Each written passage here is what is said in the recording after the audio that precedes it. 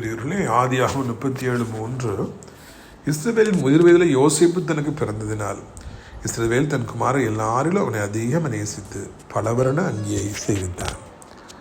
அங்கே யாக்கோபு ஐயா, அதாவது இங்கே இஸ்ரவேல் போட்டிருக்கலையே, அவருக்கு 12 பிள்ளைங்க. ஆனால் 11ஆவதாக பிறந்த அந்த யோசேப்பு மேலே அவர் உயிரையே வச்சுருந்தார், ரொம்ப நேசித்தார்.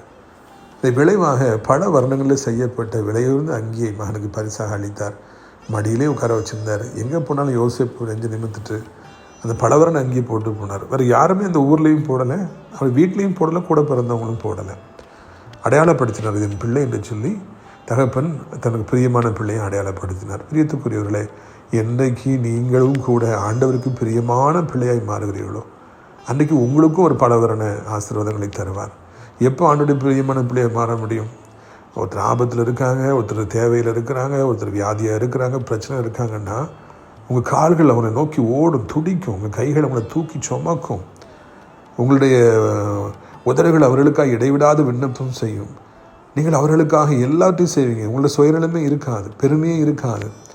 உங்கள் வாழ்க்கையில் உங்களுக்காக நீங்கள் வாழவே மாட்டீங்க. சம்பாத்தியத்தை நீங்கள் உங்களுக்குன்னே சொல்லி சேர்த்து வச்சுட்டு கஞ்சித்தனமாக வாழ மாட்டீங்க, அள்ளி அள்ளி கொடுப்பீங்க. இப்படிலாம் செஞ்சீங்கன்னா கடவுளுடைய பிள்ளையாக நீங்கள் இருப்பீங்க, பிரியமான பிள்ளையாக இருப்பீங்க. உங்களுக்கு பலவரண அங்கேயே நம்முடைய ஆண்டவர் தருவார்.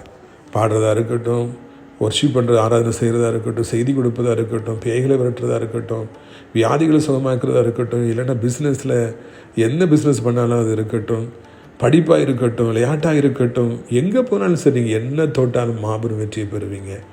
அந்த ஃபீல்டு எத்தனையோ வருஷமாக இருக்கிறவங்களோட உங்களுக்கு அதிகமான அறிவும் ஞானமும் புத்தியும் உண்டாகும். பிரியத்துக்குரியவர்களே, ஆண்டவருக்கு பிரியமான பிள்ளையாய் பெறுங்கள். பல வருடத்தில் அங்கேயே பெற்றுக்கொள்ளுங்கள். பல திறமைகளை சிறந்து வாழுங்கள். கர்த்தர் உங்களை ஆசீர்வதிப்பாராக. ஆமென்.